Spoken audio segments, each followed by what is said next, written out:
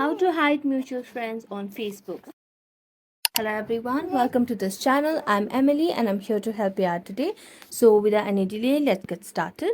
Now for this, first of all, open up your Facebook application. Make sure that you're logged in. Then tap on the profile at the top right corner.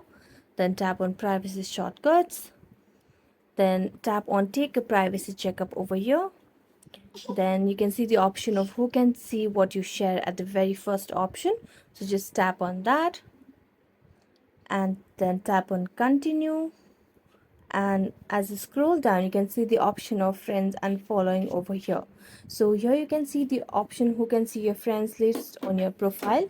So as of now it is currently logged in and toggled on as public. Now just tap on it and you can see the options of friends, friends accept, specific friends, and only me. Now just skip it to only me, then tap on who can see the page list, also tap that to only me, then tap on next, and then tap on next again, next, and you're done.